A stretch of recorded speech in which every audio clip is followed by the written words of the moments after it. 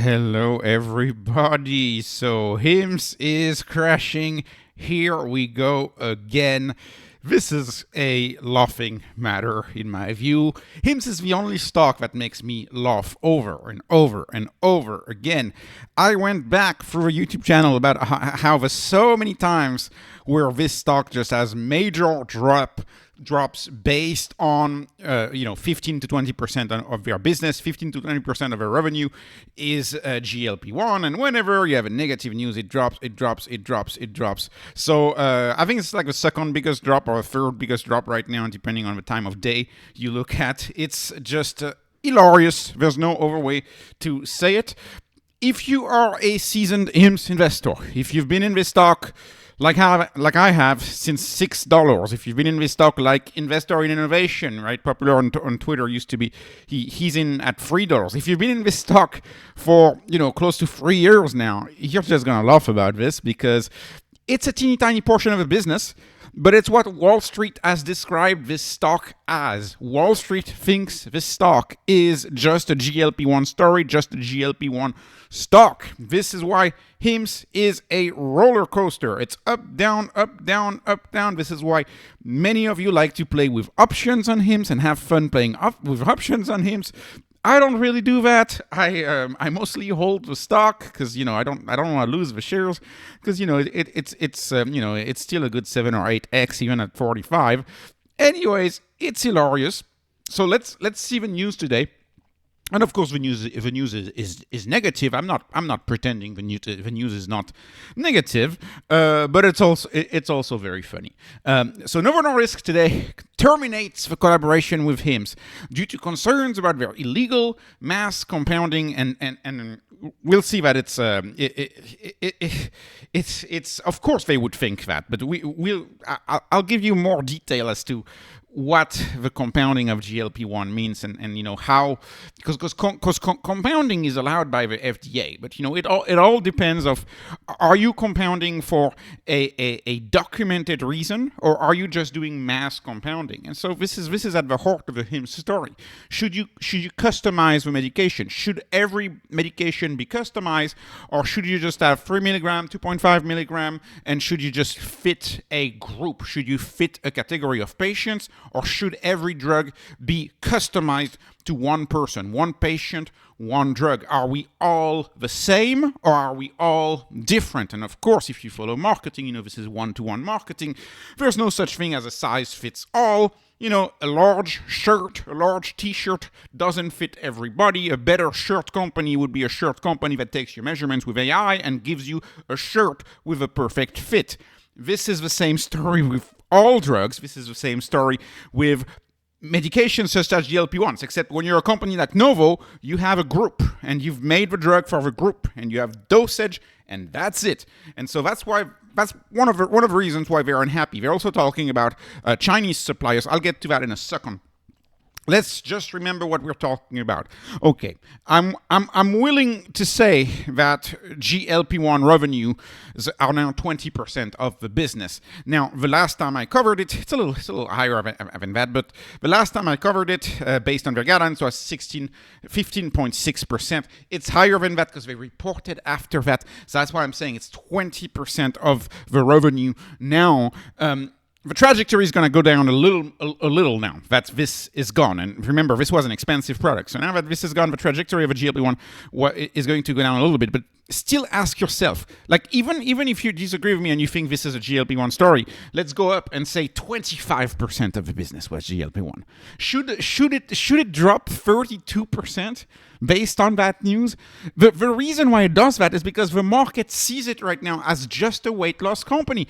And if you've been with HIMS for a while, you know that Wall Street viewing HIMS as a one-trick pony is just the standard.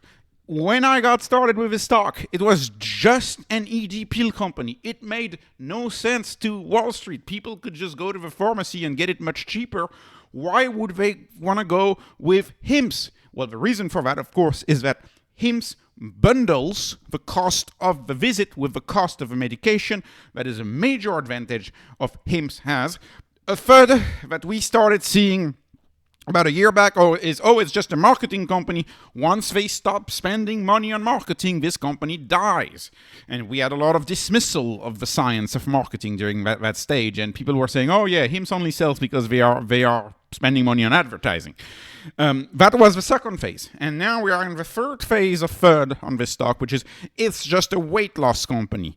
And of course, weight loss news makes the stock move up or down. HIMS is none of that. HIMS is a customer-centric keyword, a customer-centric platform with many of the 0 to 1 features that make a business more customer-centric. HIMS thrives. Why is HIMS thriving? They include the doctor visit with the price of the medication. And if you do not qualify for the medication for any reason, you do not have to pay. This is why I confidently call HIMS cheaper than your copays. It is cheaper than your copays. If you think you have insurance, and if you are what I call a person that's facing, say, medium health issues, right? If you think that your yearly physical, where you probably only have 7 or 8 minutes with a doctor, if you think that's enough for them to address all of your concerns and give you all of your prescriptions, you're way off. It's not the case, right? Doctors are experts at ping-ponging you. Ping-ponging you meaning, oh, you need to go see this specialist, you need to go see that specialist. You know, sometimes they just tell you outright no because we are very, very busy people. And of course, your insurance probably covers only one physical. And then after that, it's, well, you know, at my local clinic, it's depending on your visits between $178 and $460 or something like that per visit, per doctor visit. So it's gonna be $200 if you want to get that ED pill prescription. It's gonna be $200 if you want to get that weight loss prescription. HIMS entirely erases that by bundling the cost of a medication with the cost of a doctor. And the other 0 to 1 customer-centric feature of HIMS is, of course, you have customization via AI, and you have skilled marketing, great marketing that makes people feel good about being on a medication, being treated. It makes people feel good. It doesn't make people feel like they're sick. This is the gummies that I presented a few days ago. Everything they do is about customer centricity. You need to make the customer feel great about using the product. This is why HIMS has such a high net promoter score. This is why HIMS is praised and loved by a lot of people. It's the biggest telehealth platform. In fact, it's half of the telehealth in the US goes through HIMS. And of course, it's platform speed. You don't have to wait a long time to see a doctor with HIMS. That's the story of HIMS, a customer-centric, cheaper, better, faster, vertically integrated healthcare company for minor things. And what does Wall Street think it is? Wall Street thinks it's just a weight loss company. So obviously this is a buying opportunity for me. Obviously, very, very much a buying opportunity for me. Now let's go into the crux of the argument here. What's going on? So over their collaboration, Novo thinks that a lot of the compounded drugs sold by HIMS are false personalization. And they think it's deceptive marketing. They think it's false personalization. So this is all. What do you think? Like, what do you think? Like, let's take something as simple as metformin. Do you think metformin comes in 2 doses, right? 500 milligrams or 1 gram? Like, is there a scenario where a patient would need 620 milligrams of metformin? Is there a scenario where the metformin, the dose, needs to be adjusted every month based on the weight of the patient, based on the weight loss progress? Is there a scenario where the drug needs to be adapted to the patient at all times? In my view, there absolutely is. There absolutely is a customization that's needed. This is part of the bigger trend.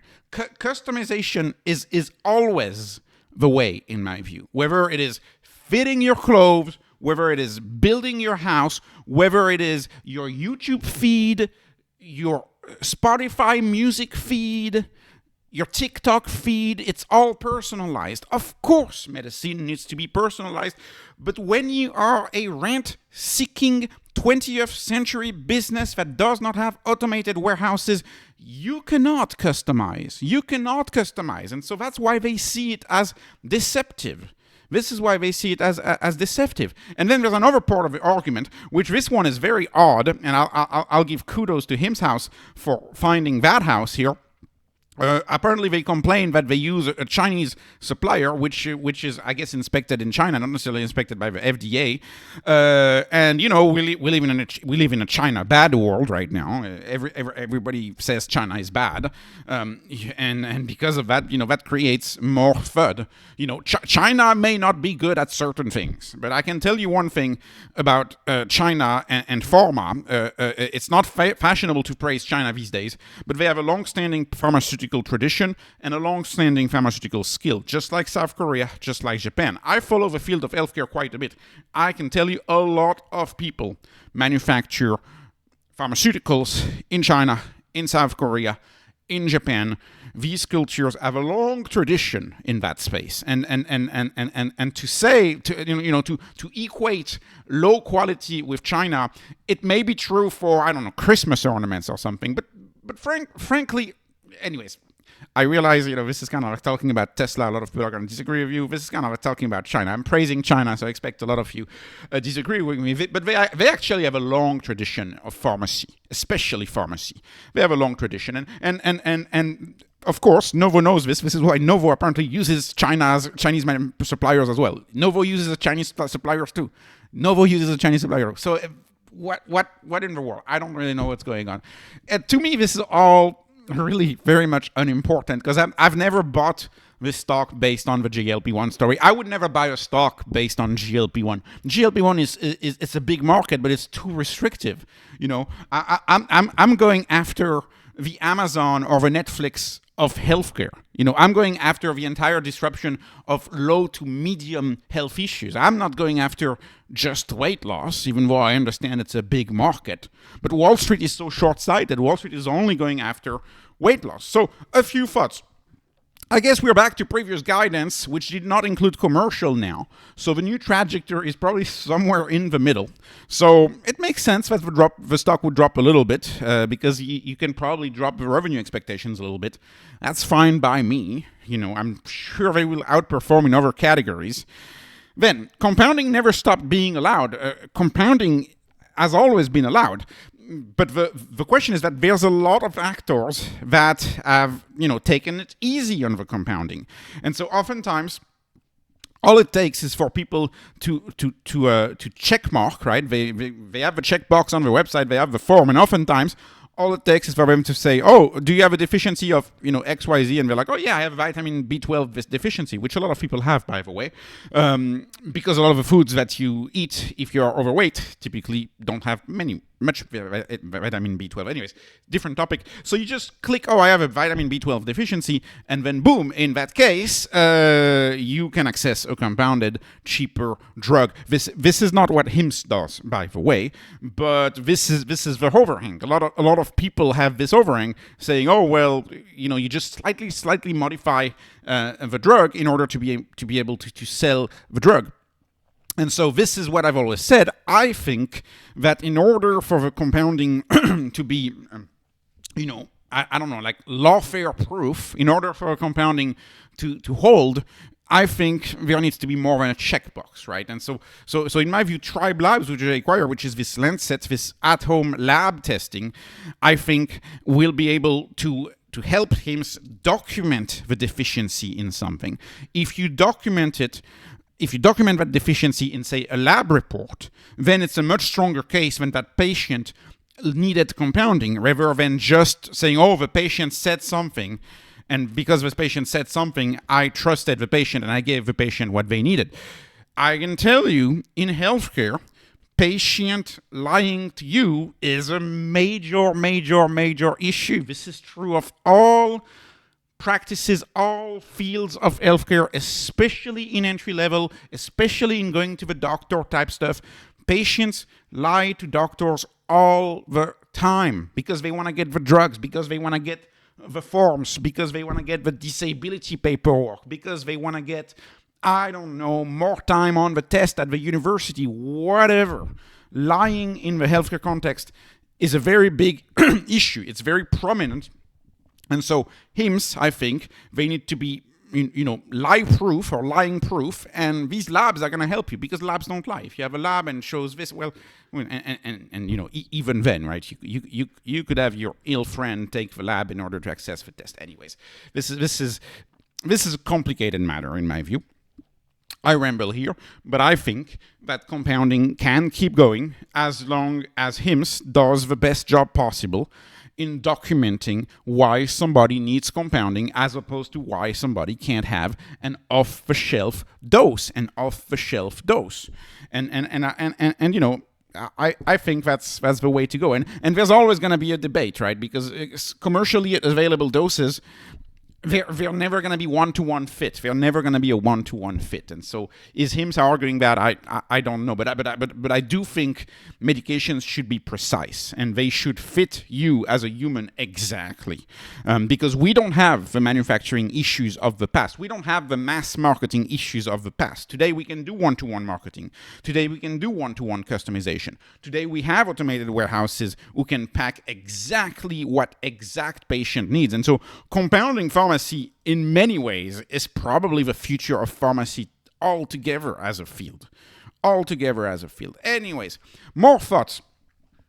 And this is more philosophical thought. But many customers who are overweight are not always rich. There's a correlation between eating very inexpensive foods, food you buy at the gas station, and actually gaining a bunch of weight, right? Ever looked at how many calories are in a bag of chips? Don't. It's indecent. Snacks have insane amount of calories. Anyways, the point I'm trying to make here is that ask any diabetic patient, for example, how they have felt about insulin prices. And it's true in 2023, and there's been over waves, I think 5 years ago.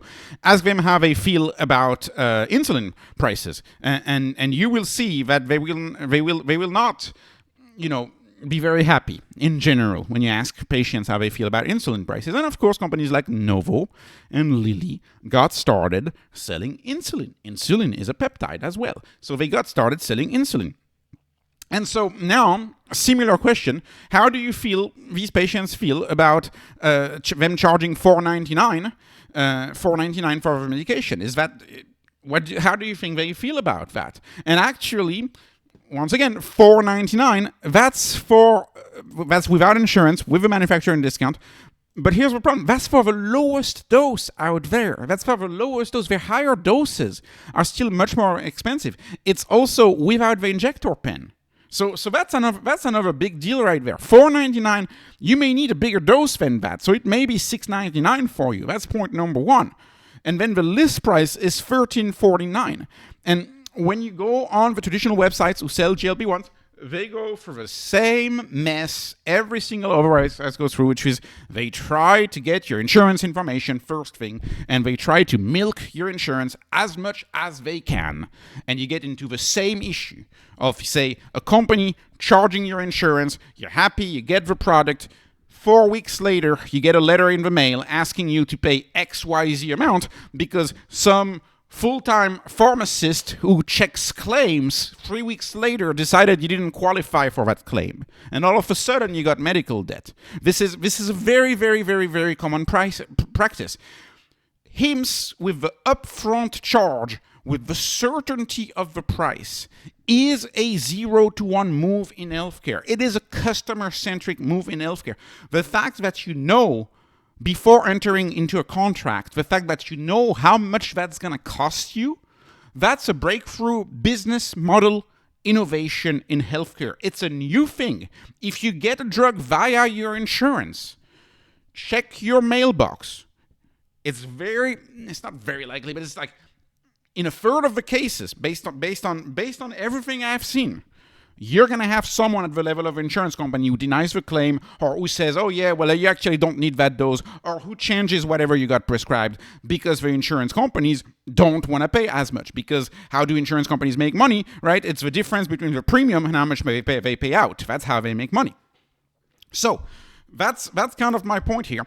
And again, mic drop, right? HIMS was charging $169 before the shortage unended, before the FDA declared that the shortage had ended, HIMS was charging $169 for the compounded medication, which fit arguably people more. So that's a 0-to-1 company. That's a much cheaper company. That's almost 0-to-1, right? Wegovy list price is $1,349. It was more expensive back then, by the way. Back then it was something like $1,500 or $1,600. So that's a 10x lower, 10x cheaper. When you have a 10x cheaper, people flock to you, people fly to you, people rush to use your service, your business, whatever you're selling. If you have a business that is so much cheaper than a competition, people will find you. Anyways, most importantly, HIMS is bundling your doctor visit. This is also what I always forget to say. I'm saying it again. HIMS bundles the doctor visit. HIMS bundles the doctor visit. That's a very, very, very big deal. That's a very big deal in my view. So anyways, few thoughts, more thoughts. Final takeaways. HIMS can still sell compounded medication, but the need for patients need to be real and documented. That's my take number one. And so of course they should be very careful about selling a compounding medication for a minor health reason, for a minor reason. The reason should be documented. And sure enough, in their patient record system, the providers probably spend a lot of time writing a big chunk of a paragraph for each patient explaining why they need compounded medication. That's what a lot of doctors do. They spend a lot of time documenting what they do on the back end, right? On Epic. Ask any doctor about it. I hang out with a lot of doctors. Ask with any doctor about it. They spend a lot of their time. Sometimes they feel like glorified secretaries because they spend a bunch of time just writing a bunch of stuff on Epic on the back end just to make sure that the insurance doesn't deny it on the back end, just to make sure that if, in case there's a problem, everything's documented. Anyway, that's point number one. Point number two is HIMS has generic liraglutide, the original GLP-1. Yes, it's not as effective as semaglutide or tirzepatide, right? Yes, it's once daily as opposed to once weekly. But on the other hand, it has an injector pen. I think we don't talk about it. We don't talk enough about this. It's got an injector pen. This injector pen makes it much easier for people to get that. So people may be fine just doing it daily. There's a general acceptance of self-injection in the GLP space, and maybe we're going to see more of that acceptance. So they should push the generic, in my view, because the generic they have full control over, and it's much cheaper. Maybe drop the price of a generic. Why not? $2.99, that seems expensive. Maybe we can make it $1.99, something like that. Switch your people to the generic, save your people, from the $600 a month to $200 a month, 3 times cheaper. I think a lot of people will make the switch. Okay, that's point number two. Point number three is the metformin-based pills. There is a general acceptance that obesity is becoming something treatable via medicine. And so metformin pills, bupropion pills, but especially metformin, is very well documented of triggering weight loss. Is very well documented. In fact, if you're in the longevity space, a space that I love very much, metformin is also documented to have beautiful effects on lifespan and increasing lifespan, because we know a lot about this drug, and this drug costs pennies on the dollars. So because it costs pennies on the dollars, they can charge $69 a month for a 10-month plan that includes the doctor follow-ups, and I guarantee you a lot of people are going to be very happy about the metformin. Yeah, sure. Sometimes you have some side effects, but it's really not that bad, honestly. And I can tell you that because I've been taking metformin for longevity for a different purpose. I've been taking metformin for the last 5 years, to me, it's a great product. So, anyways, it's great for longevity. But there's arguments about this. I think they should talk about metformin more and talk about metformin more. So, anyways, Dr. Sinclair. If you follow Dr. Sinclair, the top longevity doctor, he talks about metformin a lot as one of the chief ways. Anyways, I'm sorry about the tangents. Back to the topic.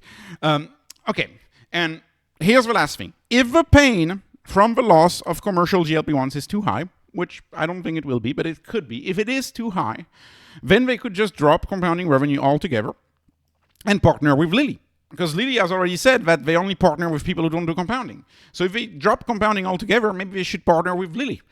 And then in that case, Novo would really be upset, right? Because all of a sudden they would lose a major partner where they have a lot of products, and that partner would be selling the competitor, which is what I've said for a long time, that maybe HIMS should partner with Lilly instead of Novo. And so that could be another master move that Lilly does with HIMS. So we'll see how that goes. There's options for HIMS. And lastly, I don't think that the HIMS brand, $549 a month, I don't think that ever fit the HIMS brand. I think that's much more expensive than the average product at HIMS. You know, the average basket at HIMS for the longest time was around $50.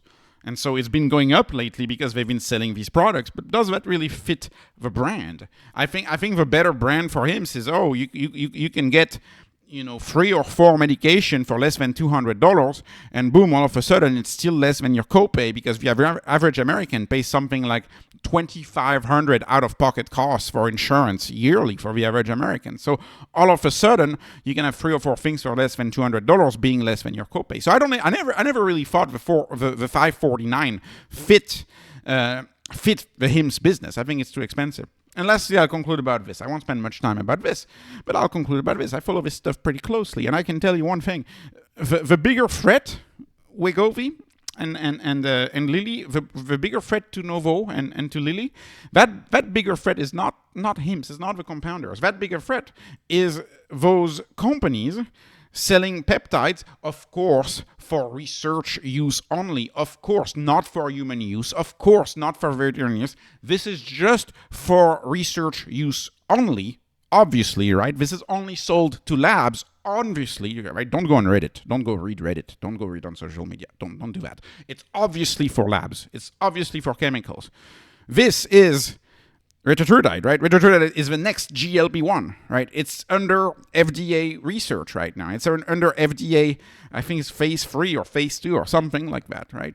And obviously they sell this for lab use only, right? In a vial, everything like that, right? Don't ever get into the peptide rabbit hole, right? It's just for research use. That's another big one that's extremely popular.